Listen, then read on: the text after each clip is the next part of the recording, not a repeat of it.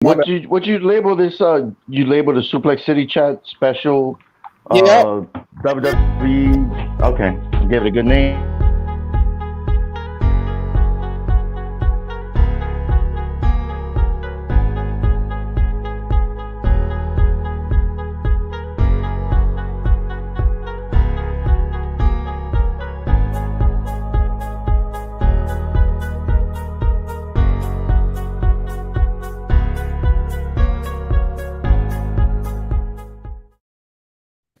Hey, what's up, pals and gals? Welcome to a special Suplex City Chat. We are breaking down the WWE draft. We were going to do it last night, but like I told the guys, there were going to be somebody, some people that were picked up over the course of the night. What do you know? They're what? So let's just go around like you normally would see us. This is the man that, the best that ever was, the best that ever is, and the best that ever will be, Mr. JB3. What's going on, everybody? We're here to talk about some wrestling, talk about some drafting, and I'm not talking about the drafting in the pants. I'm talking about the drafting in WWE. Who went to Raw? We don't know. We're gonna find out who went to SmackDown. We don't know. We're gonna find out. Okay, let's be honest. We do know, but we got to talk about it. So let's do that. That's exactly what we're gonna do, and of course, it wouldn't be Suplex City Chats without the man that brings the pain. He is the Paynemaker, Mr. Ryan Payne. Oh, he is writing something.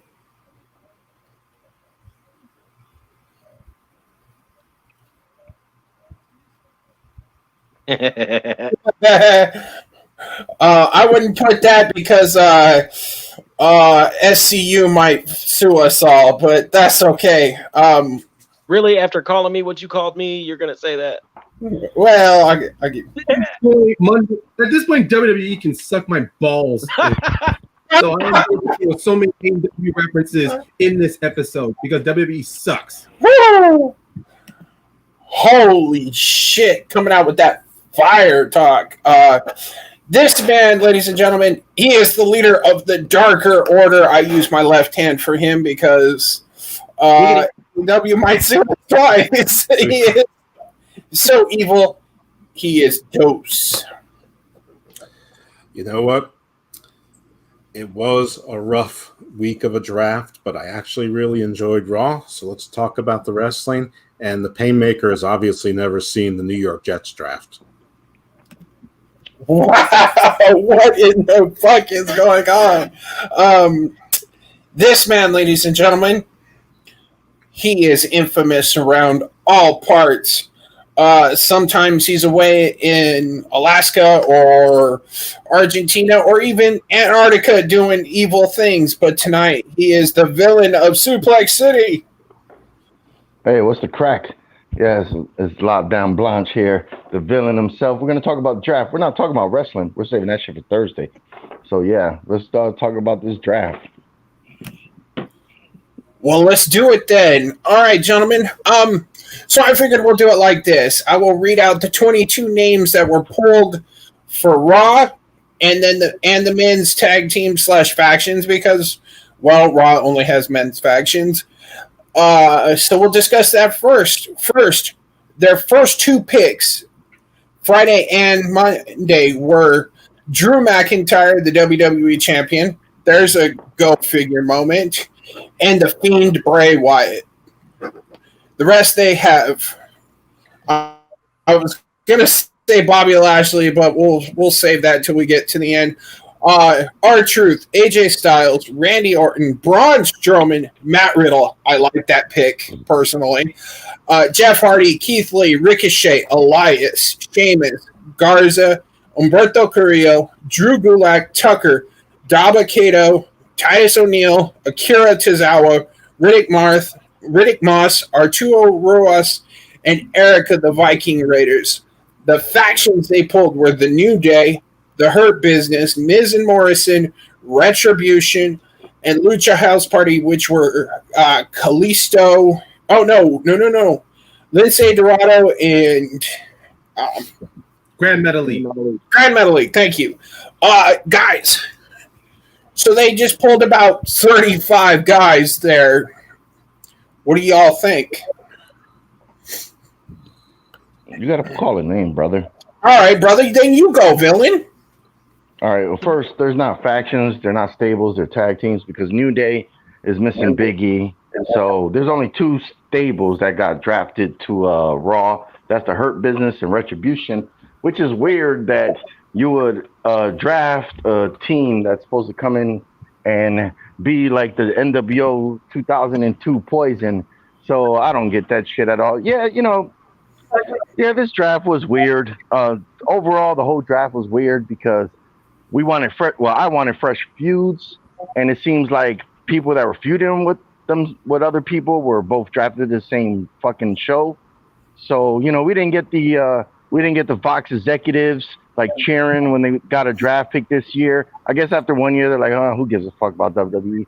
So none of the Fox executives want to do that. Big ups to Stephanie McMahon though. She is amazing. And she really worked hard for her craft. Yeah, it's a family business, but she dedicated her life, to perfect her skills and to see her out there doing this thing for 2 nights. That was big ups, because she's very talented. So I really like that. Yeah, some of the draft picks were weird. Some of them were not where you expected them to be.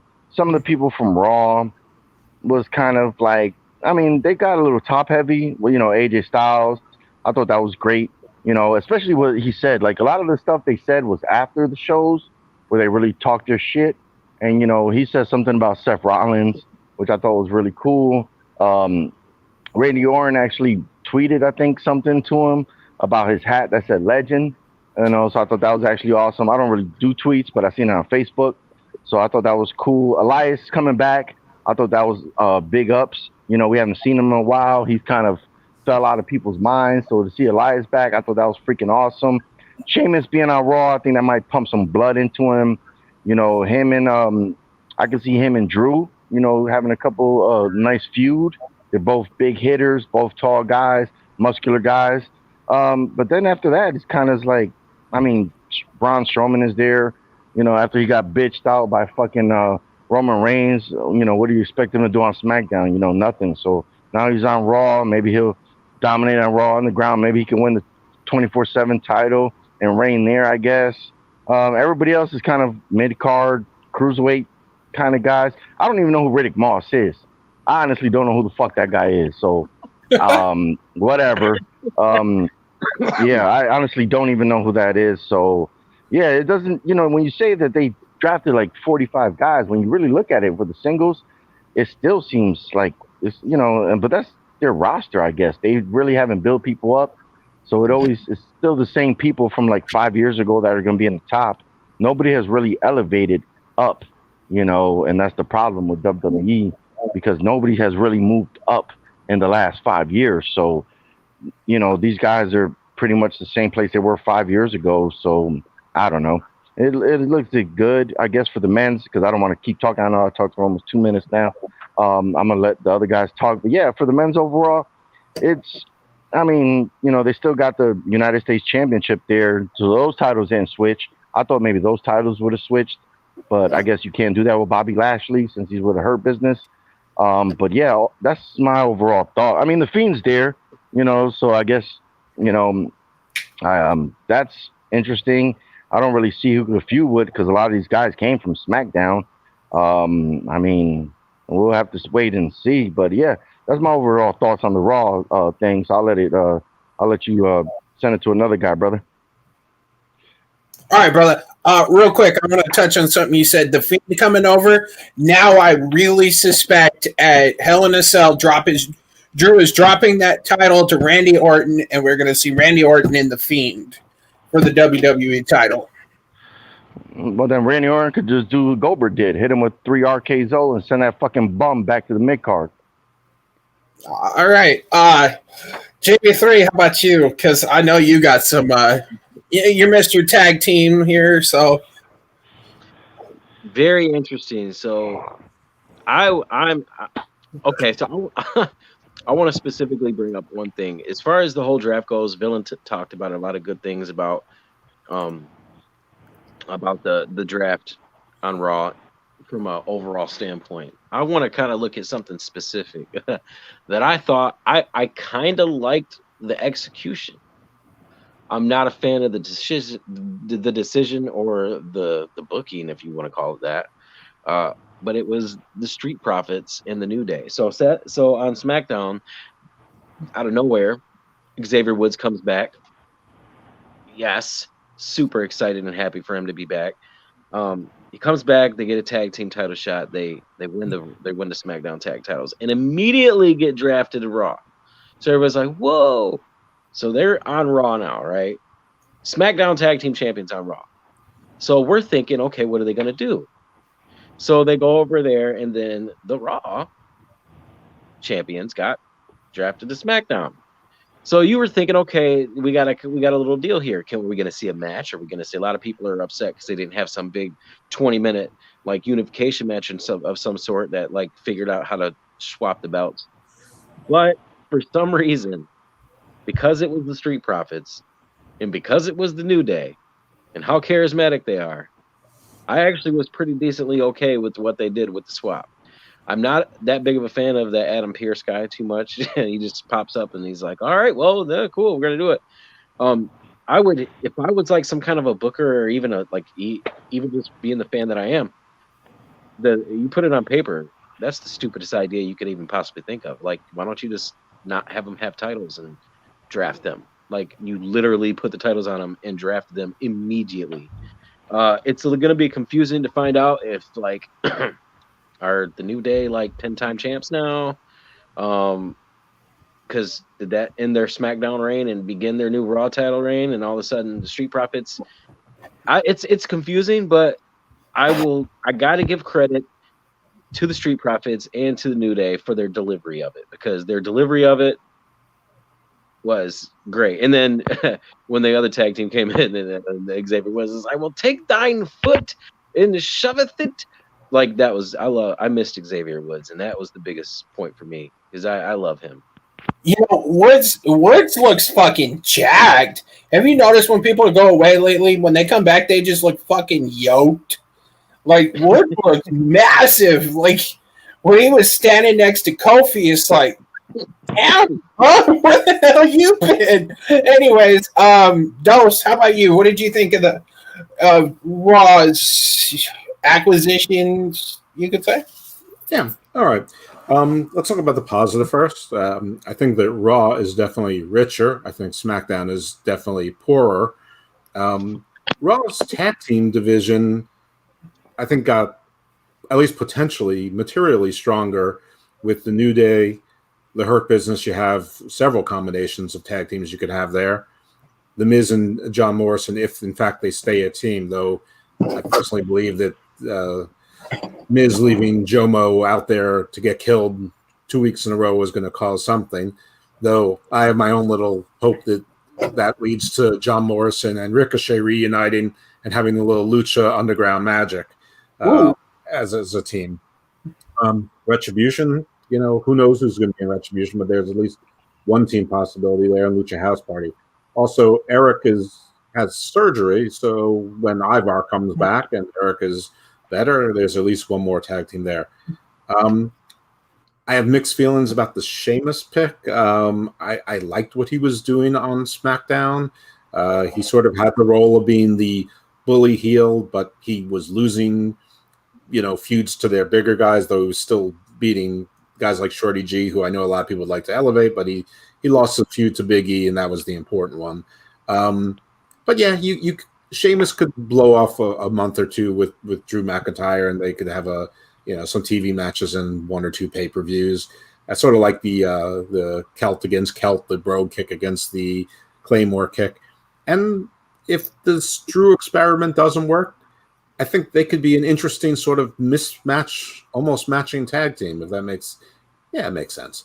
I don't know why the Fiend is there, but I do feel that Raw has a lot of redundancy. I mean, you draft Braun Strowman, Keith Lee, Sheamus, Tucker, Dabba-Kato.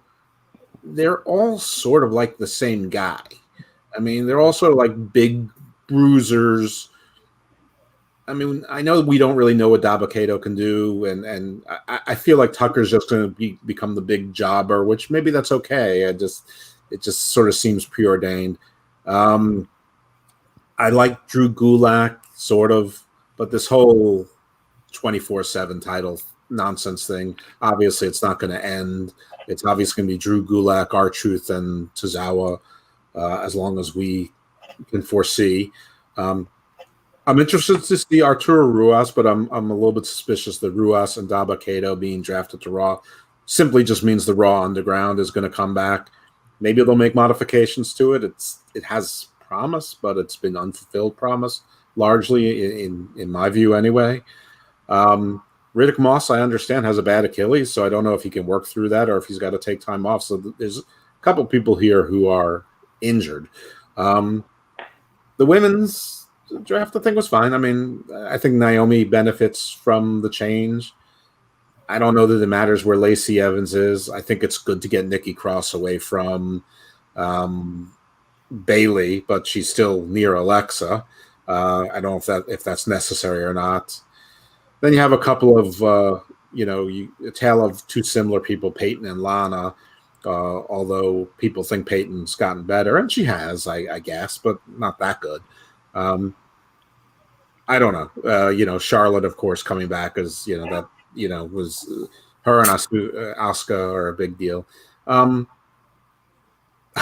said a lot to come to the conclusion that I found this draft to be rather insignificant. If people just showed up on Raw one night and never went back on SmackDown, I'm not sure that anyone would have noticed the difference without there being a draft. Fair enough. All right, Paynemaker, lay it on us. I do want to say some positives. Yeah, I did miss Xavier Woods when he came back. The dude is fantastic. He's great charisma, great on the mic. I'm interested in seeing this new union with The Fiend and Alexa Bliss. I was hoping they continue more on SmackDown, but now he's on Raw. Okay, we'll go with that. And then, like Haven and some other people, I was hoping for some fresh shakeups when switching brands. Like, I was hoping to see, if KO's going to be on SmackDown, great. Let's see. I like the idea of him there. Since he's a face, we could see him most likely be the next transition with Roman Reigns for the big belt. I think those two can go at it, give a go with each other. Or, he'll feud with Seth Rollins. But before I get more into it, I want to talk about the structure of the draft. Let me ask you guys something. Does this make any sense? It goes Raw, SmackDown, Raw, SmackDown, Raw, Raw, SmackDown, Raw, SmackDown, Raw, Raw, SmackDown, Raw, SmackDown, Raw. It's 3 hours. 3 hours to 2 hours, bruh. Yeah, it's 3 hours versus 2 hours. No, it's been like that for years. No, look, I completely understand that, but there could have been more creative ways to draft wrestlers and give Raw the edge. Like what they did with the Hurt Business, drafting all of them as one. That's great. And what they did even with some other wrestlers, like with Mandy Rose and Dana Brooke, they're a team together. Well, they didn't draft them both together, and they're both on Raw. But on SmackDown, they drafted both Shinsuke and Cesaro. Even though they're a tag team, they could be drafted separately. There were so many fails of logic here and fails of trying to make the draft very surprising, or not surprising, but really add some mystery to this draft. It was just ridiculous. It was pretty much they're flat out saying Raw's gonna get more wrestlers than SmackDown, which I would have obviously known that. But from the drafts they've done in the past, even when they had ECW as a brand, they still found a way to get more wrestlers on Raw without having people feel like their intelligence was insulted. It's just the draft, even though it wasn't the biggest thing, at least every year they were able to at least make it fresh and interesting to where people would actually want to tune in. This draft on both shows, SmackDown and Raw, WWE has they've taken all of the suspense, they've taken all of the magic of the draft away, and it's now just part of a normal next to nothing show on Raw and SmackDown. Even on the ratings, it didn't change much. I mean, on SmackDown, they jumped up maybe like a couple of, during the first hour, they were on a high, but it was clear in the second hour it dropped. And then for Raw, it wasn't the same. To be honest, both, from what I heard from insiders, both the previous week, of the draft and the week of the draft, their numbers were not that different from each other. Maybe like between maybe 200 or 300 viewers. 200,000. Okay, yeah, I don't have the numbers pulled up on me though. I was just going off of insiders and podcasts I was listening to earlier today. But it was just that it's kind of ridiculous how the WWE they build up the draft. But at the same time, they kind of insulted too by doing their inner promotionals or their wild card rules or the brand invitationals, to where they were slowly picking this thing apart to when they were finally announcing this draft. I'm gonna be honest, I don't think a lot of people were excited. I mean, given from what I go across on Reddit or Twitch or people, doing these reviews, I didn't feel the draft episodes themselves did not feel important. And this is no disrespect to the wrestlers involved. And also, I will give props to Stephanie for, trying to give professionalism. I will give her that props. Ryan, I'm not going to cut you off. I mean, I did, but I'm not. I just want to say the reason it's not that big is because they don't have those robots in the background, bro. What the fuck? I'm sorry. Continue. By the way, looking at the ratings, you want to talk about ratings, we can do that. SmackDown had almost 2.4 million people watching, and Raw had 1.66. They are both up, actually. According to Brian Alvarez and Dave Meltzer, they were up quite a bit. That being said, I actually enjoyed both shows. The 3-2 picks, whatever. It's been like that, fuck it, as long as they've been doing drafts. Don't really care. And I take nothing from it. I'm just saying in the past they've been very creative with it though. Like even some of the best moments of the draft are like faction splits. Like they still reference the fact that Triple H, when he was part of Evolution, he got drafted to SmackDown. Even though he ended up going back to Raw, that was something to help make it different. I'm just saying that. Time out. I gotta call time. They split up New Day. Come on, bro. You're telling me that when you were watching SmackDown and they said Raw drafts Kofi Kingston and Xavier Woods, your heart didn't drop? No, it didn't. I know for a fact that the man below me did. I love the New Day. I love them, but the moment, it felt telegraphed. After they win the titles, then all of a sudden Stephanie comes out. It's either they were going to split them up or all of them are going to be moved to a different brand. It was either one. It's one of three options. Either one of them was going to stay on SmackDown, two of them were going to be on SmackDown. Like too many variables there. So clearly, Kofi and Xavier come back. They immediately they challenge for the SmackDown tag titles. They win. I mean, someone who's going across so much Disney, comic books, wrestling formats, it was pretty much telegraphed to me that something bad was going to happen. I thought Biggie was going to turn on them, but instead the draft splits them up. You just contradicted yourself, bro. Hey, real quick, that's a bad thing. I'm not saying that's a bad thing. I contradict myself. Listen, WWE does things like have a draft where tag teams can go together or factions can go together, and then they turn around and then they'll draft two people in a faction but not the third person. They're telling their viewers that they are purposely choosing who to break up and who not to break up because they want to. That's true. I completely know that. I do. I'm just saying that it just wasn't as. I felt that there was no creativity here. I'm sorry. It was just. No, you're right. There's not. You're right. There's not. But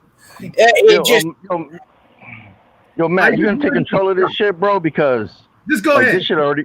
Yo, Matt, you gonna take control of this shit, bro? Because I thought we were gonna break down the men's first, then go to tag teams, then women. Because everybody said like pretty much everything they had to say about Raw, but the tag team stuff was kind of big, and only one person said something about that. So, like.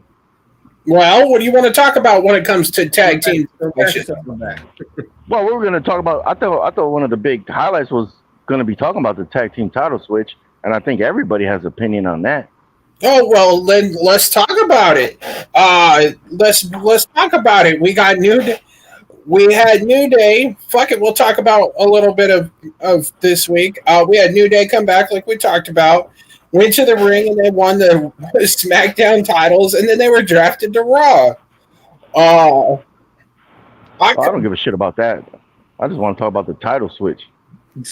Well, what about? Well, I was going to say, JB3 said it out before we went live that the selling of how they did it, that kind of the way they acted it out was perfect. On paper, it should have been garbage, but it was entertaining as hell. The way they kind of like, JB3, lay it on us like you did. Yeah, it was just that was what I talked about. I thought that the swap was horrible on paper, but I just thought that because it was the New Day and because it was the Street Profits, I thought that they delivered it as well as it could have been delivered by anybody else. I mean, they got that charisma to make it be like, oh, we're just going to trade? All right, let's trade. I felt like if it would have been any other person in doing that, any other tag team, it just wouldn't have worked. But because it was who it was, it kind of gets a pass because it's the New Day. Listen, it was dumb, but it was a shrug. Who cares? But obviously the villain cares, so why don't we let the villain weigh in on it, since obviously this is bothering him. I was going to next. I was going to get a little bit of friendliness in the air before villain shits all over everything. Well, I was doing that for the last 3.5 minutes. I want the bile. I was shitting on everything for the last 3.5 minutes. Yeah, but right, villain. It just shows WWE thinks their titles are jokes. If you could just switch titles like that, like, oh, all right, we're drafted, we're just gonna give the titles up, and now like JB3 was saying, everybody else is saying it online. It was a big issue. Even Evil Dose mentioned it in the chat. Talking about why he thinks it happened. And at the end of the day, it was just stupid. It was really just pathetic writing. It was just don't give a shit about your tag team titles. So why should we care? Like, if Thursday when we're here, and we're going to talk about wrestling, if somebody's going to try to defend tag teams in WWE, I don't fucking care. Like, I'm going to do a little fantasy booking. The way they should have did this, they should have had a fucking match, and they should have had one guy from each team, get pinned at the same time with a ref, 1, 2, 3, and then it's like, the tag team titles are both on the line, and then they go from there like, oh shit, all right, the easy way thing is I just won each other's titles. That would have made more sense than just like, hey, okay, so it just shows that like seriously, like after this week, why the fuck should we care about WWE's tag team titles on either show? It's a fucking joke. If they're going to disrespect the titles like that, why should we as an audience care? And that's all I'm going to say, because I'm going to let everybody else, get time to talk. Well, come on, let's be real, though. WWE and tag team wrestling are like AEW and women's division. It just ain't there. I mean, let's be real. We've had the New Day defending with the three-bird rule for the better part of 6 years.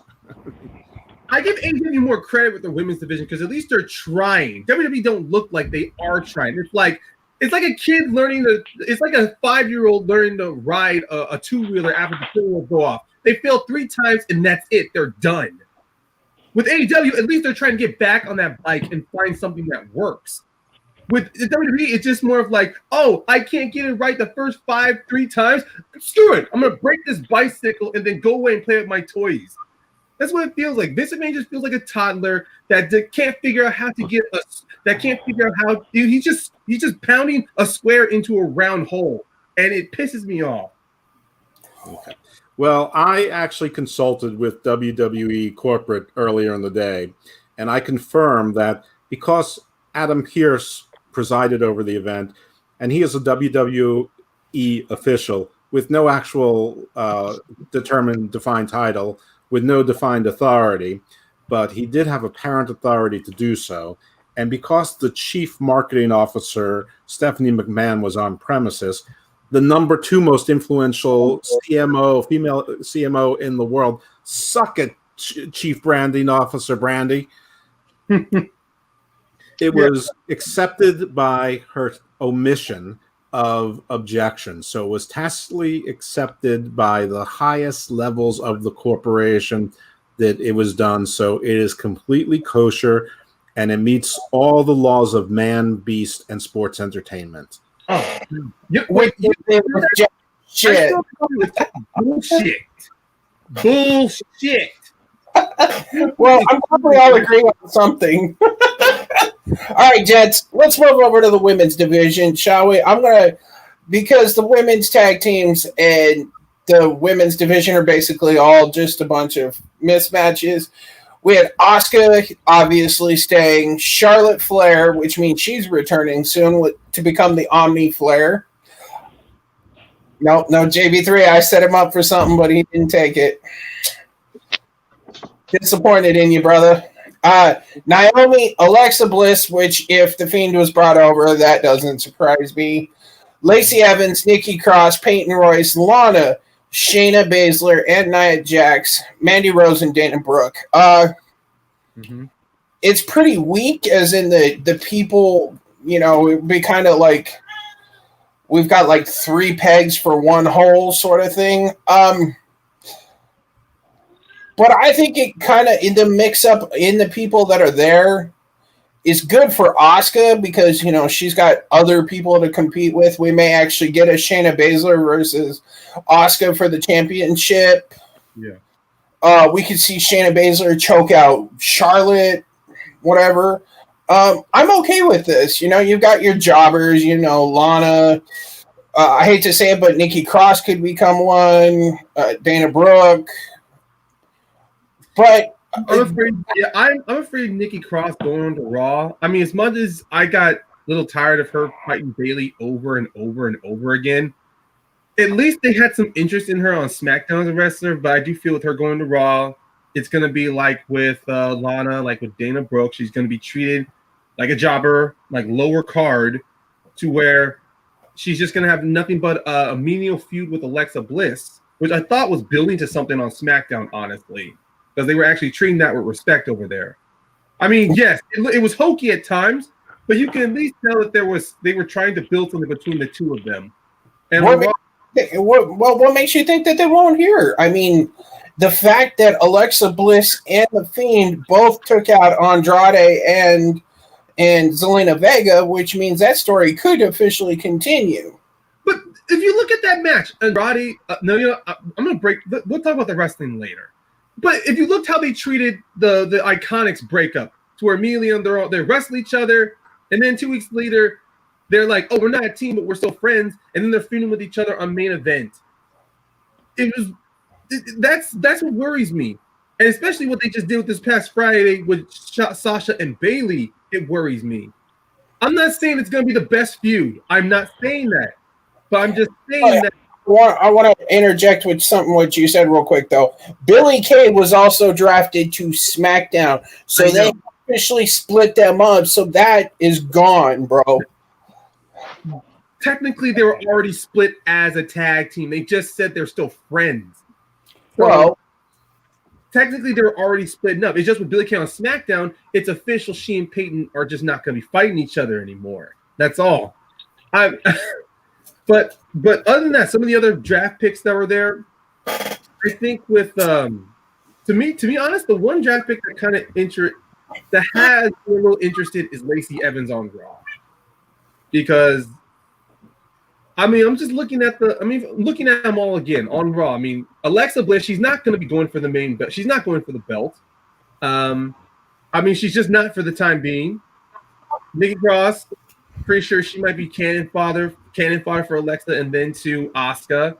With Shayna and Nia as a team, they're most likely going to be fighting each other before they go for the main belt. And so you leave only a few options for Asuka after she faces Lana. You leave her and Lana again. There's Lacey and then Naomi, but Naomi, we have not seen her on TV yet. Charlotte, she's still going to be out. So Lacey Evans feels like the pretty much next predictable opponent for Asuka to face pretty much after Survivor Series, or at least feuding in between now and the end of the year. Well, yeah, but you also have Mandy Rose, Dana Brooke. They're more focused on booking them as a team. I have no doubt they'll get opportunities to fight Asuka. But I'm saying regarding title pictures, it seems more likely they're focused on Mandy and Dana as a team at the moment. Bro, you also have Retribution. That brings in a female as well. Shayna, Nia. Yeah, I mean, I know. I'm not saying Asuka will not have an opponent for a belt. I'm just saying if you're just looking at the most likely candidate, like I'm not saying Shayna and Nia won't, but they're the women's champion, and I don't think WWE is trying to do another 2-belted women's wrestler again. Asuka's losing the title to Lana this week with the help of Eva Marie. You laugh now, but he may not be wrong. I mean, I laugh. You're wrong, bro. I'm While sorry. Miro is jobbing to Kip Sabian. Eva Marie is going to cost Lana the match, and then we're going to get a blockbuster 7-star feud between Lana and Eva Marie. That's going to lead to the greatest wrestling match in the history of wrestling. I'll admit, with Eva Marie back, we're going to get that announcer.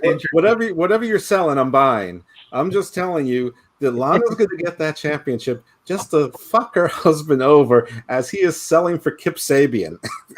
I'm telling you. I don't know. All right, Villain, what'd you think of these women picks? It was a letdown. You know, it just they, with the money they have and the reach that they could do, you know, nobody from NXT got drafted. And it's just the same old. Like, you have a weak ass women's division on both brands. You know, Asuka is great, Charlotte is great, and that's undeniable. But Charlotte's out right now. So you have Naomi, that's a former champion, one-time champion, which she should have been at least 5 now. But she's gonna be there. So that's cool. Alexa Bliss, 5-time champion, I believe, maybe 6. But I don't know if she's going to be really going for the title since, you know, a lot of her injuries. Lacey Evans, I can see as a future champion. I know WWE's big on her. She looks great in the ring. You know, she's tall, muscular. She has a good look. Her outfits are always on point. So I can see her winning the belt maybe this year, early next year. Nikki Cross, unless she comes with a new outfit. And then, you know, Shayna Baszler, Nia Jax, you know, Nia Jax, former champion. She's big. She's strong. Shayna Baszler, if they want to push her, they can. But the rest of the women there is just, it's kind of is what it is. That's all I'm going to say. Right on. I am looking it up. Hold on. My bad. She is a 5-time women's champion, individual, 3 Raw, 2 SmackDown, 2 women's tag Money in the Bank winner. She is the 2nd ever women's Triple Crown champion.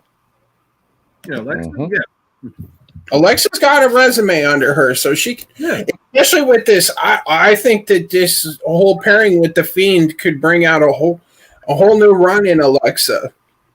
As long as she and Bray can at least have some input, I think there is something that this angle this can bring up Alexa's stock again, because her injuries did kind of hurt her stock a bit in the company. I think it's going to.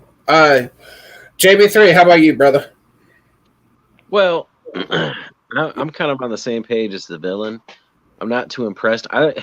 It's weird. Like, I'm not going to hate too much on the women's division, like in the WWE scene, is what AEW's got going on over there. But I didn't say that. You did. Well, look, but like, if you think about it, like, I can't even really think of the changes of the draft. Like, Becky's gone, Charlotte's gone, Ronda has been gone forever. So right now they're relying on Sasha and Bailey, which that's fine when they were on every single show, but that's not the case anymore. So it's like, what are you going to do? I just don't feel, and that's probably one of the reasons I don't feel there's a big change, is because, like, we've seen the top chicks for so long on every single show. So I don't feel like the draft did anything. I don't feel like there's any changes. Literally, I'm not feeling the impact of any of these women being on another show. Like, it doesn't impact me at all in any kind of way. But I am excited for Alexa. I love how when the lights came on, she was doing that bend back. That was cool. She's got big things happening for her.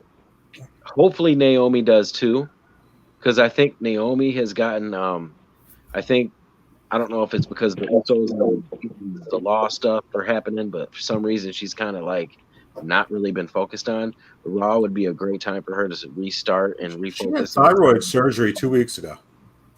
Yeah. Huh? What? Yeah, she had surgery 2 weeks ago. It's not serious, but I mean, she had surgery 2 weeks ago. She's I mean, Yeah. I would not mind. I would not mind seeing her go for the women's championship. I think a sleeper, like there is a sleeper match in Naomi and Asuka. You know, They were partners at one time. yeah. You know what's kind of funny? I would like to see Naomi kind of have. I know it's kind of a bullshit sort of thing, but like a Daniel Bryan or Kofi Kingston sort of run, you know, where it's already started. You know, the organic kind of push, like Kofi had, or like when Daniel Bryan. That's first championship win. When it comes to women, it's not called a Daniel Bryan or Kofi. It's called a Becky Lynch. Same fucking idea, bro. She sort of had that in her first championship run, though. I mean, when she beat Alexa Bliss, and then she, of course, she had to drop because of slight injury, and then she went in her hometown, Orlando, at WrestleMania 33. She kind of had that run going for her until she lost it to Natalya at SummerSlam. But I could see her getting that push once again.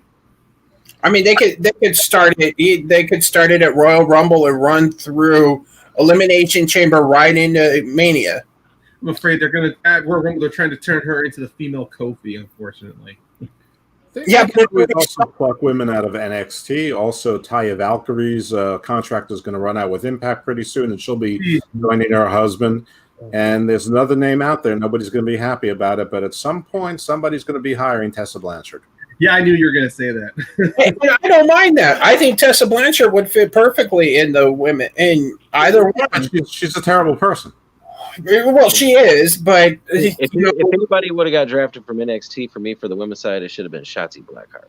See, I disagree. I would have liked to have seen Candice LeRae come up, and I still think those call-ups can't. With Shotzi Blackheart hosting Halloween Havoc, though, I don't see that happening yet. But I do think call-ups are coming. They're building her to be the female face of NXT so they can bring up Rhea and Io and whatnot. But I'm just saying they can pluck people from NXT and from the ether and plug them in. I mean, they still have Evolve. They also just picked up Evolve. They're working with Progress. You know, they can manipulate it so people come up.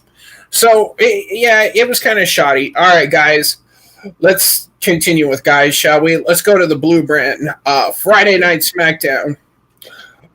They kept the Tribal Chief Roman Reigns because if they'd moved him over, it would have been catastrophic failure. Sami Zayn stayed. Seth Rollins came over. Daniel Bryan, Kevin Owens came over. Jey Uso, Big E, Aleister Black, Apollo Crews, Otis, Murphy, Kalisto, Lars Sullivan, King Corbin, Shorty G. You know what? We'll just start there. Men's tag teams and then Rey and Dominic Mysterio. I was going to leave them, but fuck it. The only men's tag team was Shinsuke and Cesaro. Well, hold on. We'll get to tag teams. Hold up. We're going to start with. Only one. There's nothing to get to. Well, I mean, the Street Profits. You got Shinsuke. Cesaro. Street Profits. We already talked about them. Well, and then Ziggler and Rude. I actually like SmackDown's mid card compared to Raw's. You can have Daniel Bryan, you can have Kevin Owens, Aleister Black, Big E, Apollo Crews, Murphy, King Corbin, Shorty G. There's actually a pretty stacked mid card here. Their upper card, their upper echelon of guys are pretty much the same ones, your Roman, Seth, so it's not really there. But their mid card is what's interesting, in my opinion. They could fucking build Aleister Black from the ground up. JB3, you've got a puzzled look on your face. What you thinking? Well, I'm looking at this list, and so Roman, you already know he's got a long-term plan. That's going a big, huge story involving whoever it's going to involve, most likely his cousins, and a plethora of face opponents. I'm going to guess that I'm hoping if everything stays the same, we'll get to finally see an amazing feud, not just an amazing match between Roman Reigns and Daniel Bryan. I really think that those two have incredible chemistry together. And to see the difference in the face heel dynamic, especially with what Roman is doing right now, that's one of my key matchups that I want to see. Is Daniel Bryan, Roman Reigns. Perfect time would be Royal Rumble. That seems to be the times that Daniel Bryan gets title shots. I wouldn't mind seeing that in the minute, like seeing him in the title match at Royal Rumble. Just any kind of feud between Daniel Bryan and Roman Reigns would work amazingly. Seeing that KO is there, Black is there, Otis is still there. You got Seth and Murphy. You got Ray. I don't know if they're gonna. They kind of got drafted together. I don't know if they're actually gonna be a tag team, but Dominic. I'm gonna call. I would love to see Dominic feud with Sami Zayn for the Intercontinental Championship. That right there is like that. That's something that's money to me. And the Royal Rumble, they have to make him build it around Big E. I mean, he can be the one that's gonna obviously probably face Roman at WrestleMania. He's got a lot of heel opponents that he can face on the way. He can beat down King Corbin more. He can have some matches with Murphy. He can even get into it with Kevin Owens. I don't know if Kevin Owens is going to stay a babyface or he can do both whenever. So there's a lot of options, but those first two, Roman and Daniel Bryan, Sami Zayn and Dominic Mysterio is my key ideal feud that I'd like to see move forward. All right. How about you, Villian? What you thinking? Same thing I thought about Raw. It's a mixed bag. I don't really see any heavyweight opponents. There's no heavyweight contenders on this SmackDown roster. Seth Rollins is back there now. I guess, after WrestleMania, when he fights Dominic for the 100th time, maybe next year he'll start challenging for a title. I like Dominic. I'm glad Dominic's on SmackDown. I think he'll beat Roman Reigns for the title at WrestleMania. That'd be big ups.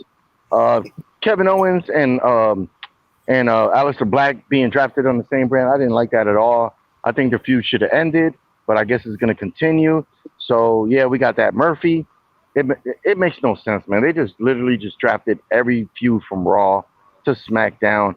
The only new person, we had Elias show up on Raw, so that was a treat. And then we get Lars Sullivan on SmackDown. Like, who cares about this guy?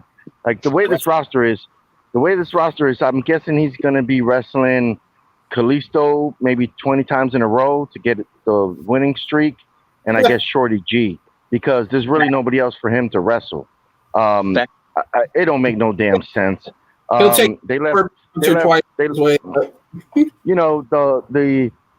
couldn't. If the mid card could have been a lot better if they would have drafted some hurt business people, but since they're all on SmackDown, because right now we don't have Ricochet would have been cool, Cedric would have been cool, but we have Apollo, I guess. Yeah, he's the black guy on there, so yeah, Apollo's there. Big E, everybody wants him to win the title, which I don't understand that. I guess he's the new Kofi this year. I guess has he been there 10 years? Maybe what is it, a 10-year thing that these guys need to win a title now? Because I don't see that happening. I don't know. I honestly don't know what people see in a mid-carder that once you start bringing in new moves and new stuff, then yeah, but you're doing the same shit you did when you first started. Like, what has he done differently in the ring that people are now clamoring for him to win the heavyweight title? Like I don't get wrestling fans anymore. And Corbin. So yeah, wow, that's SmackDown. 11 years this year, brother. 11 years. There we go. Kofi story all over again. There we go. Big E's going to be champion at WrestleMania. Villain, real quick, Villain.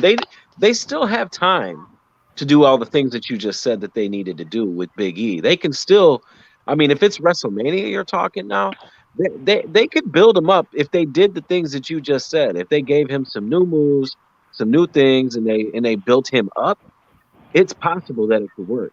But they would definitely have to do the things that you said. Of course. Well, I mean, he could take out Dolph Ziggler once or twice. They could take out Robert Roode. Maybe in a number one contenders match, he could take out Lars Sullivan. There you go. He'd win big matches too. He'd have to win like big name. He'd have to beat Seth Rollins. Maybe That's something that Seth Rollins can give him a rub. I'm just gonna say one more thing. I'm just gonna say one more thing, and I'm gonna let everybody else talk. But if he beats Lars Sullivan, who gives a shit? Lars Sullivan has won nothing. He's never won a fucking title. He's a nobody. If he beats Lars Sullivan, who gives a shit? Seriously. But that's all I'm gonna say. Everybody else, take your guys' turns. Well, anyone that's 6'3", 330 pounds is a somebody. But Big E doesn't need any new moves. This is WWE. This is not Ring of Honor. Roman Reigns is the champion, and he's got 3 moves. John Cena was the champion forever, and he's got 3 moves. The Rock had like 3 moves. The point is, WWE is about charisma and promos, and well, they should be about stories. They've been story lacking. But Big E has charisma. He can deliver a promo. He has a great story, and unlike Kofi, he looks like a wrestler. He's a big, strong guy. He looks believable. So I don't think that's an issue. That said, I agree overall that the SmackDown draft is sort of underwhelming. It almost looks, going back to Ring of Honor, it almost looks like sort of minor leaguish. You have a couple of big guy, top stars, and the rest of them are projects. Now, these projects could have been rehabilitated pretty easily. You have names like Aleister Black. You've got Murphy. You have Kevin Owens, who could use a fresh place. Lars Sullivan, who's sort of new. You've got Gable, Shorty G. Plenty of people who they could have benefited from a fresh start, being someplace else with new feuds and being repackaged. The problem is with the exception of Apollo Crews, they brought their rivals over with them. So it's like the same stories just moving to another night. So it doesn't really accomplish anything. So the one guy I am excited to see in something new is Apollo Crews, because none of his built-in rivals are there. So I'm hoping that he will make a run for the IC title, and there's some fun battles that could be had there. But, I mean, the only other move that I thought was, sort of interesting, and it doesn't interest me because I don't like him, because I think he ruins everything, but is Seth Rollins. But, I mean, Roman and Seth back together, Kevin and Sammy back together, it just sort of feels like we've seen this all before. So I found it to be very underwhelming. Let's not say Roman and Seth back again. Please don't ever say that again. I'm sorry, what's that? I said, please don't let those two come back again, Roman and Seth. No, they're not coming back together. They're not. They may be heels, but they're not going to join you. I slightly doubt that we're going to get a reunion of Sammy and Kevin. To be honest, WWE is more interested in having those two fight each other than they have them being being friends. Either way, it's the same thing. It's the same combination. And let's not ignore that Roman and Seth Rollins basically have the same gimmick. They do. They do. All right, so it's interesting. The Apollo Crews Sami Zayn run could be interesting. I think an Apollo Crews Daniel Bryan match could be pretty. There are projects that could be done here, but Durst said the hit the nail on the head. Stories. It just, to me, it's like whatever. So, all right, guys. I have not said my piece on this yet. Oh. The floor is yours. I'm not going to reiterate the same points that Dose and Haven made. Although, Haven, your comment on Biggie getting new moves, Dose pretty much just said everything I was going to say. Roman Reigns, top guy, has had the same move set since the Shield fell apart. I mean, even Seth Rollins, when he turned heel, he had the same move set. Difference is that actually no difference. It was just his attitude that was different. And of course, he brought with John Cena, Rock, even with Stone Cold. Hulk Hogan was champ was dominating for a decade with the same move set. I understand where you're coming from, Villain. I really do. No, you don't, because you and Evil Dose don't get it, bro. Like you're naming legends. You're naming legends that when they came in, Vince McMahon was like, "Oh, you're a top guy." Big E's been there for 11 years. He's gonna have to change it up because he's never gonna be in the same category as the guys you keep. And he didn't change anything about himself. Who? Kofi. Yeah, and he got the title, and then he lost the title in less than 9 seconds, and nobody talks about his title reign no more. Oh, I was going to talk about the title reign, how he got screwed out of it. But to say that Big E's got to change something about himself, sure. One thing I know, that's the only positive I see of the New Day breaking up is that they are going to commit to Big E. He's going to have something different. Maybe not immediately on the following SmackDown, but a change is coming. But out of this old men's thing, the only wrestler I thought really could have benefited going to SmackDown was Keith Lee. Because if you look at all those men on the Raw side, they were already tearing him down after his win against Randy Orton. And now with so many other more male wrestlers on Raw, and the fact that they're going to continue this little feud he's got with Braun Strowman, there's no plan for Keith Lee. If he was on SmackDown, I could at least see Keith Lee being treated as a top guy. I don't see him being treated as one on Raw. But other than that, with SmackDown, yeah, everybody in their feuds were brought over. I would have thought with Seth Rollins on SmackDown, he could have been this new little chaos. He could have been this element of chaos to inject into SmackDown. Like Roman wants to make himself the tribal chief, the top guy. Here comes Seth going, nope. I'm the top guy now. Like I could see a mini feud between these two men, but no, they bring Ray, they bring Dominic, they bring Murphy. So pretty much it's like, oh no, wait, Seth, we're gonna have you feud with these guys until the end of the year, and then we'll maybe consider you going after Roman or the championship. Because Apollo Crews is literally the only guy that actually will benefit the trade being put on SmackDown. That's just an unfortunate side effect. Now you brought up Keith Lee, and I want to touch on that. I think Keith Lee feuding with Braun Strowman is fantastic because that's Vince McMahon's wet dream right there. That's two. Wait a minute. One, Braun Strowman is a past WWE champion, an Intercontinental champion, and a tag team champion. Yes, a tag team champion was with a little boy, but that's here nor there. So that right there is going to help put him. He just headlined a couple of pay-per-views. Yes, he may have lost one. Actually, he lost them both. But he did just headline several pay-per-views. So he's still stuck. And just like before, I'm sorry, but it's Vince McMahon's sweaty dream. Two big beefy guys going at it. That could help bring in, you could bring Dabba-Kato into that. You can bring all those Raw Underground guys in there, and you can have this big sweaty guy, run. But back to this. Yeah, you can. Did JB3 just explode? Yep. So you said champion, tag champ, Intercontinental champion. You know who all three of those? Randy Orton. And he has headlined pay-per-views. He's main evented WrestleManias. And Keith Lee beat him on his first pay-per-view. Yeah, bro. Him and Braun Strowman, the fact that Braun Strowman's a big they do. That's because Jesus Christ. Drew McIntyre was feuding with fucking Ziggler at the time. I thought we were talking about guys, we were talking about SmackDown, and now you guys talking about Raw superstar Keith Lee. Like, what's going on with you guys? Brian brought it up, and I just smashed that shit. Like, this is nothing. You're on shaky ground, and I just pushed you out to sea. But let's move on.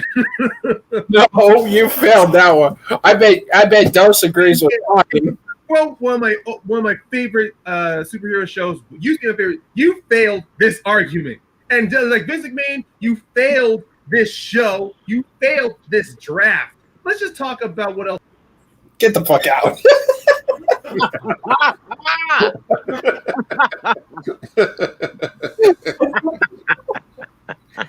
Oh, he's alive. Motherfucker, you failed this rookie. There goes your viewers. There goes your viewers. You a dictator here? Or you don't got many people watching live. We still got the same person.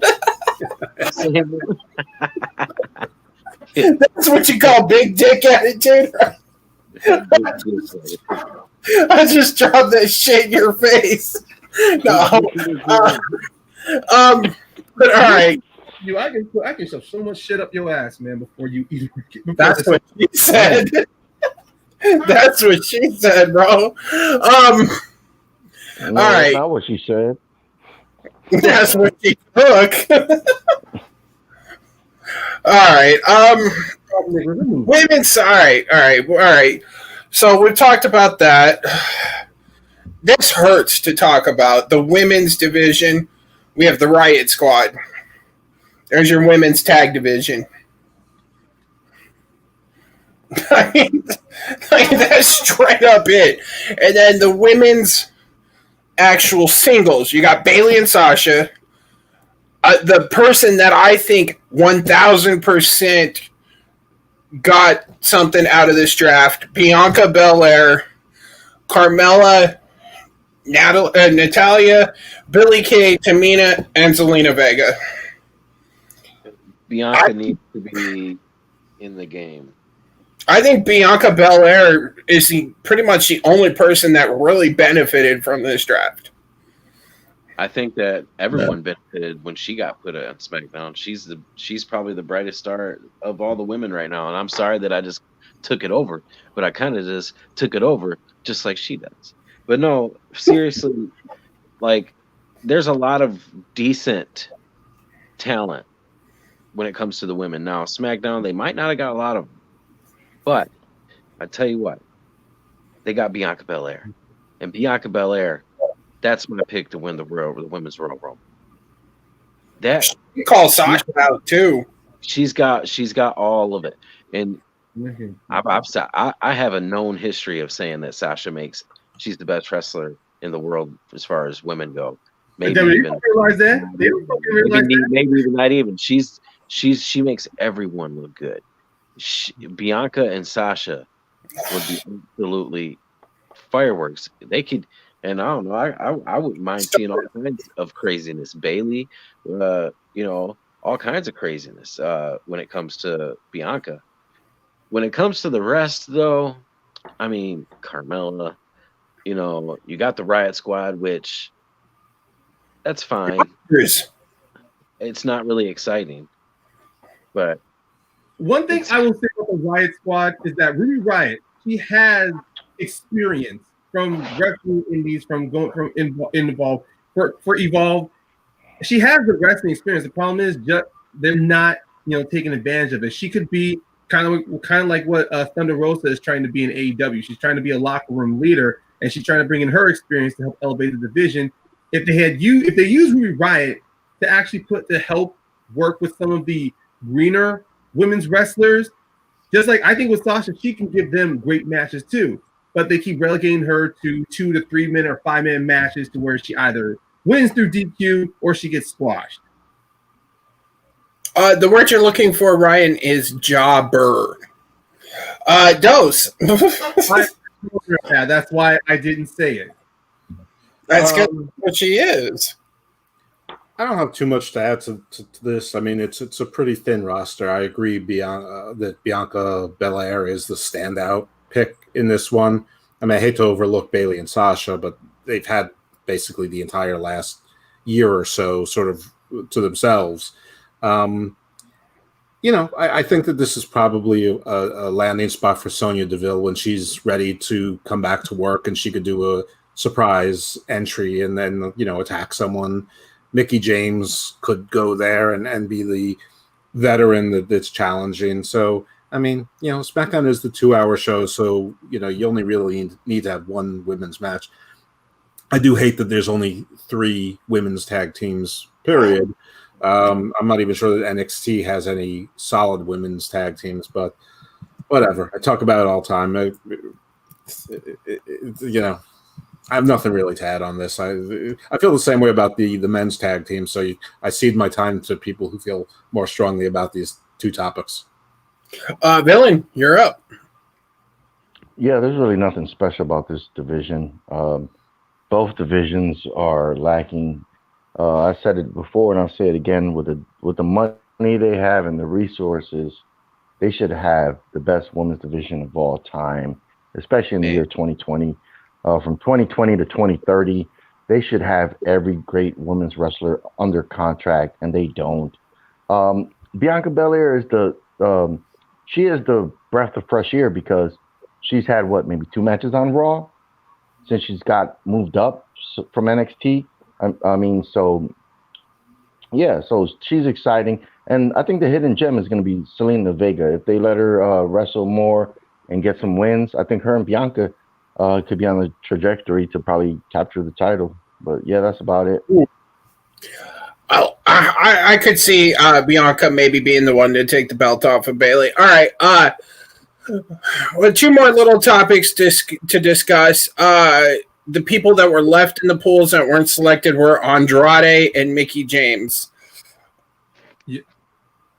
Yikes. Like, that's all I really got to say to Andrade. I guess his stock fell hard. 3-minute squash to Angel Garza. Of course, his stock fell. I don't know why everyone assumes this is stock falling. This isn't a real draft. So he could play the free agent and he could disrupt whatever he wants. This could be a great thing. Maybe they're just trying to figure out where he fits. I mean, we all know when Charlotte comes back, the chances of him ending up back on Raw are pretty high. But, I mean, it's not real. Randy Orton got drafted in, the 4th round? I mean, come on. The IC champion didn't get drafted until yesterday. Fair. I mean, Naomi got drafted before The Fiend and Randy Orton and the Intercontinental Champion. So it's not real. It's not. This could be the greatest thing for him. He could be all over the place. He could be the WWE superstar that Retribution's being recruited, and this could be the perfect reason why he'd be pissed off. He's got experience with factions. He's the founder of Los Ingobernables with Rush. Maybe he joins them. Maybe then there's a power struggle between him and Ali. I mean, who knows? I mean, it might be a bad thing, but I don't think they're going to put Charlotte's fiance or boyfriend in the doghouse. Yeah, look what Heath Slater did with it. You're right. I'm wrong. I'm agreeing with you. I'm just saying, like, he's fucked. No, I'm agreeing with you. Though. I withdraw my entire statement. No. Look, he became a free agent and he won SmackDown Tag Team Championships because of it. Like, he actually did really good. Like, it worked. The first time. It was a good story. First time. Yeah, first time. Yeah. So sometimes when you're left out, it could be a better story, like you said. I do like that idea of him maybe joining Retribution because he got fucked in the long run, and then we get this hardcore nasty heel Andrade. That'd be kind of cool. I like that. Mickie James had a broken nose recently, so that would explain why she hasn't been there. Last thing, not drafted in the pool. Whoa! How was it the last thing when you didn't go to nobody except Evil Dose? Oh, okay. Well, then you go. No, Ryan, go ahead, bro. You go first. Like you went to one person. You want to move to the next topic. Ryan, you got some thoughts? There's not really much to say here. Okay, Andrade, Mickie James. Yeah, Mickie James has a broken nose. Okay, it's reason why she's not. Charlotte Flair has been off TV since maybe NXT in Your House, and she gets drafted. Naomi, of course, she was out because of a surgery, though, but she still gets drafted. Like I'm saying, there's just fault of logic here. That if you were willing to take extra time to draft entire groups of wrestlers, you can at least do a supplemental draft like they were doing on Raw Talk and Talking Smack, that these wrestlers were also drafted. I mean, unless there's going to be this nice angle with Andrade, who is a free agent, and he's going to just do whatever the hell he wants or wreak havoc on both shows, I can see that as a plus. I can see that as a reason why he's kind of, instead of being this whole thing where, I'm coming to Adam Pearce to say, draft me on Raw, and I look at my plaque record. Instead, it could just be Andrade just starting to fight with whoever the hell he wants. And I don't see him ever. I really don't see the Retribution angle happening because Retribution is signed. That flawed logic is dead. It's dead. Okay. Okay, I want to touch on something you said real quick. Why did Charlotte Flair get drafted? Because she's the Omni Flair. I mean, she's fucking everywhere. Becky Lynch is much better, and yet she didn't get drafted. Becky, she's pregnant. I know that. Wait, hold on. She's gonna be out for at least a year. At least a year. That baby Rollins hasn't even stepped away on maternity leave yet. So that right there, he has a choice to step away. He's already come out and said that when she gets closer to it, he's going to quarantine for 14 days, and then he is gone for at least a year. So, yeah, Charlotte's getting that boob fixed, and she'll be back. I'll believe it when it happens. Charlotte's going to get that boob fixed, and she'll be back. JV3, tell this man some stuff.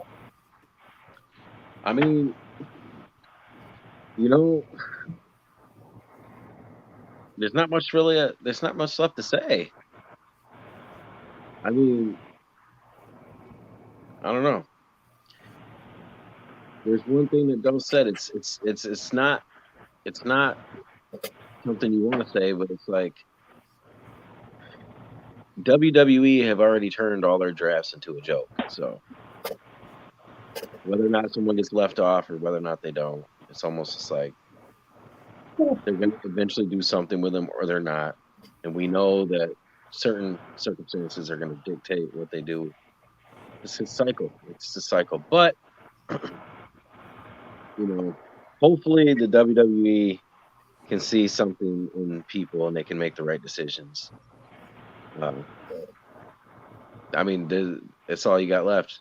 Because, they always like to do their draft and then Survivor Series comes. And then for some reason, they feel, like Seth Rollins has been a part of Raw for so long. He's just going to be all about SmackDown in Survivor Series and face of Raw. It's going to be brand warfare for the only time of the year. And it's always right after the draft. It's the stupidest, weirdest thing. Like, why wouldn't they have the draft right after that? They were already wearing blue T-shirts. They were already wearing Raw and SmackDown T-shirts. Have the big warfare, have the big brand warfare, and then after the brand warfare, draft. I don't get it. Well, they were supposed to do this draft originally, what I was reading in like June or July. Like it was supposed to be right in the middle of COVID. So that's why they decided to push it back. And then shit got worse. So then they continued to push it back. That's why it fell here. It's just, that's what it was. All right, Villian. Lay it on us, brother. Yeah, some of the verbiage people are spewing on here is just ridiculous. Especially when it comes to Retribution. That's not going to happen. Yeah, the Retribution shit don't even make no sense. This guy, I think Vince McMahon is going to use him as a wild card. Out of all the people on the roster, especially new guys, with Ric Flair in his corner, with Charlotte Flair in his corner, I think Vince McMahon is looking at this guy as a wild card to just do whatever he wants. If I was fantasy booking, I'll put him like Lance Storm. I'll have him win the U.S. title and the IC title, and I'll have him go to NXT and win the North American title and have all three for a couple months, just wilding out. But I think this guy, he's going to be recruited. I know he doesn't really speak English. Well, I think he does speak English that well. They just don't know. I think his English, it could get better. So I think he's just going to be a wild card. Mickie James, she'll be back. Once she heals up, she'll be back. They hired her. She is a legend. For all the stuff they did to her back in the day, she is a 6-time women's champion. She's really respected. She's amazing. I mean, she's still, I'm not gonna body talk, but she still looks amazing. Like she is amazing looking. So, I hope she gets one more run with a title, before her career is done. Because all the hard work she puts in. So I think these two picks, like Mickey James, yeah, we'll see her back eventually somewhere because of the injury. But I think Andrade, I think they got something special for him, and I think that could be a storyline going forward because Rey Mysterio's there, but he's not the Rey Mysterio of old. He might got 2 good years, if that, left him in. His son is still too young to take over the reins. Maybe in 3 years, Dominic could be the face of WWE, but right now Andrade, I think he's going to be the Mexican superstar that Vince really wants to push. Do you think it's possible Andrade's going back to NXT? I don't think out of all the wrestlers, I don't see him going back to NXT because he never did nothing to get in the doghouse. He's always been a company man. He's always did his thing in the ring. Vince McMahon's high on him, so I don't really see that happen unless with the injuries, maybe Vince wants to do something, but that's for him and Triple H to really pond over out of all the wrestlers they could bring back. So I think like I said, I think maybe they got some plan for him.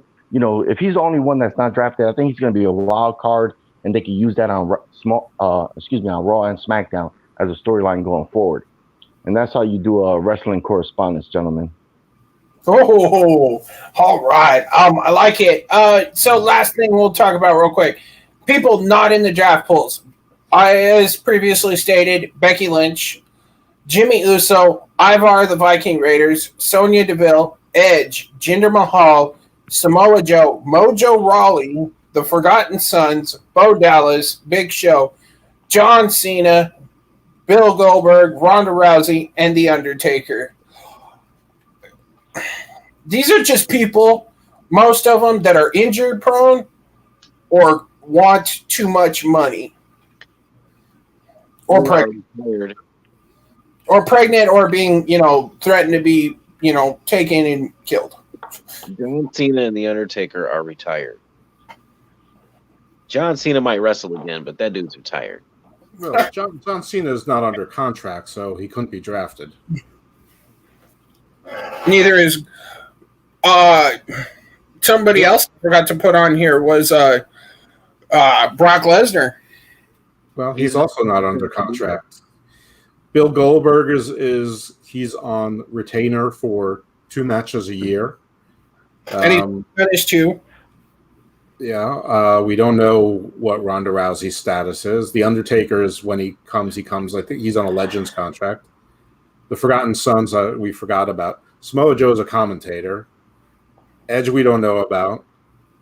I mean, we know what's going to happen to Jimmy Uso and Ivar when they're healthy. They'll be with their teammates.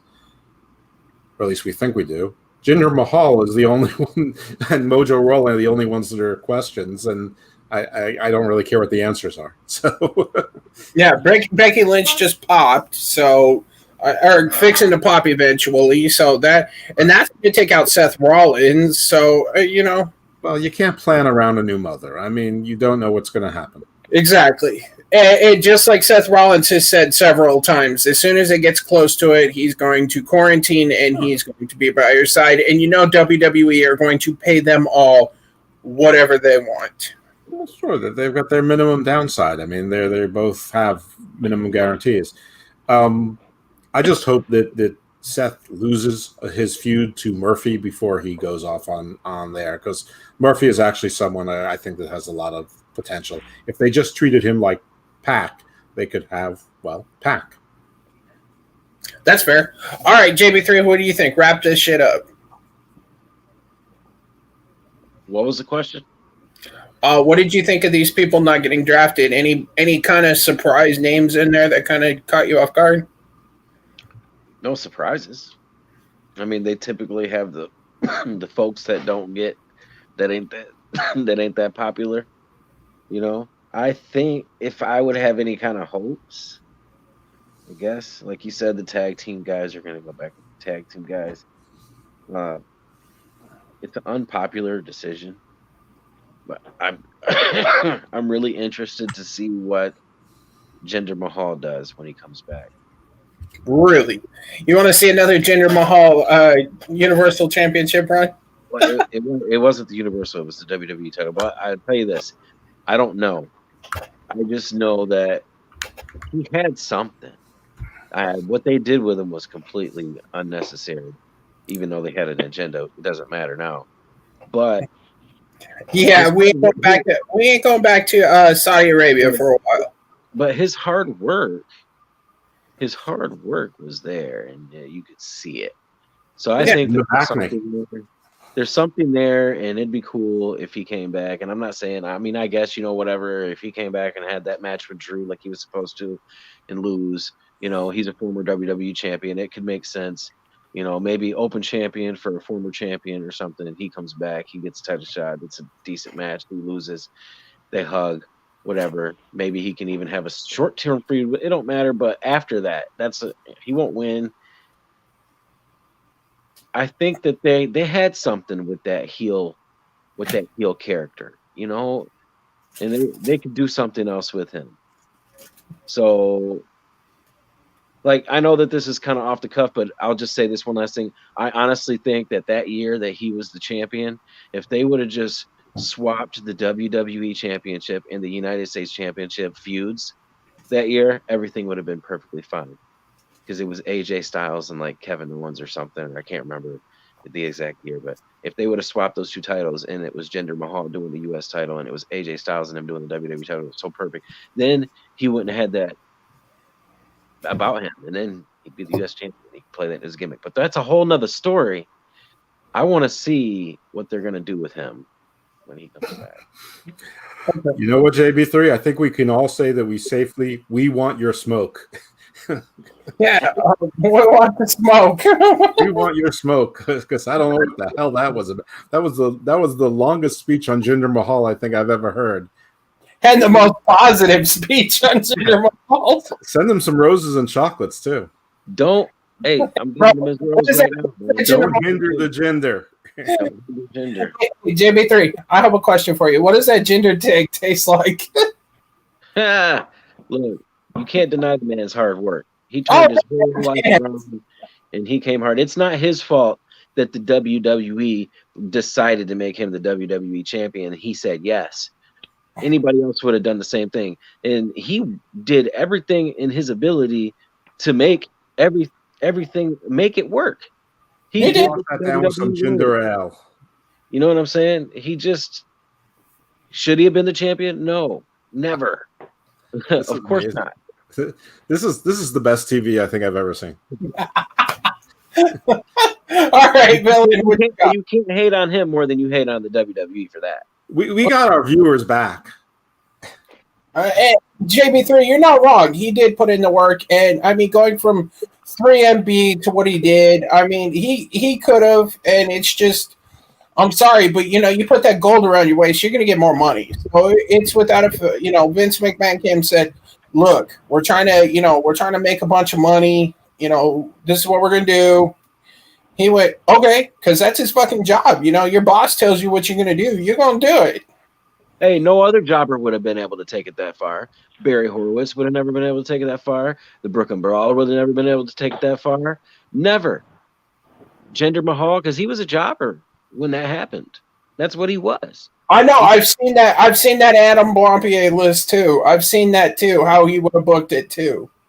No, I don't even remember that list. I'm just telling you that he's a jobber. He was a jobber. You know what I'm saying? And he became the WWE champion. Oh, I feel you. All right, Villian. One out of all of them. All right, Villian.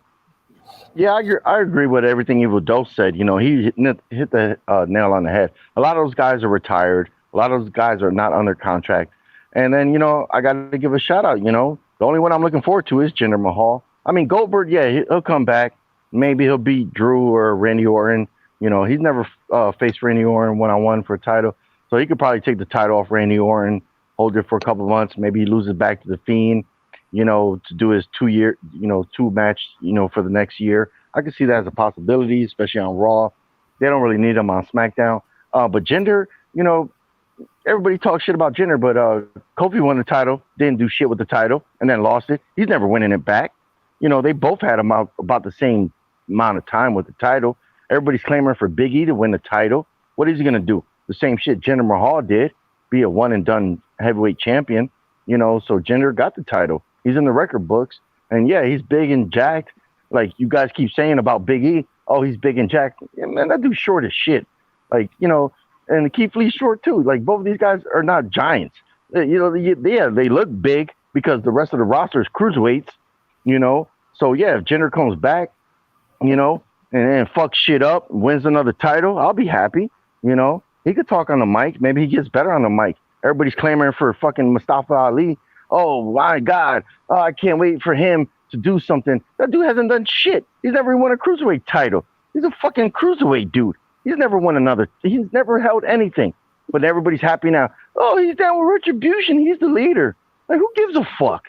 At least Jinder did something. He's been held the title, carried around his lean, muscular waist. If he comes back, he's going to come back looking big and strong and shit. I could see him have another 3 runs, as a champion. Maybe he'll beat Roman Reigns for the champion, Maybe he'll go to SmackDown.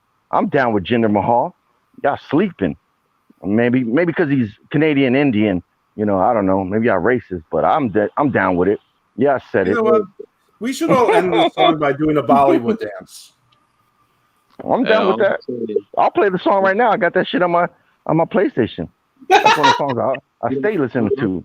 I'm glad we both showed love to Jinder Mahal, bro. I'm glad we Oh no, I give y'all. I don't think he'll be a WWE like heavyweight champion, but I could see him picking up the the Intercontinental or Universal or Intercontinental or US title. He's above that. I'm just gonna dance. I have nothing to say. Yeah, I mean it's Ryan's turn now. Shit. All right, everybody can take a nap while Ryan takes his 6-hour spill, brother. The floor is yours. Whoa, he's the best. We gotta listen to his intuition, bro. Insight. I'm gonna be honest, you guys. I tuned out because I wanted to get some positivity, so I just started looking at TikTok. So I don't know. That was me dancing. So, all right, guys. So everybody, no, I'm dead curious. I'm trying to get some. I want to be positive, but this whole draft has just made me pissed off. So, well, actually, Villian and JB3 laid out some pretty positive words on Jinder Mahal. So, I think on that note, we're going to say the draft happened. We've talked about it. Thursday night, we'll all be back here on Suplex City, and we're going to call it a goddamn night, gentlemen. Everybody come back, Thursday.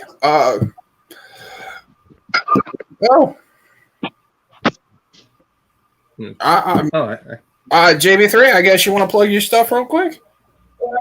Bro, let's not talk about what happens behind the scenes, man. No, seriously. You owe me that money, bro.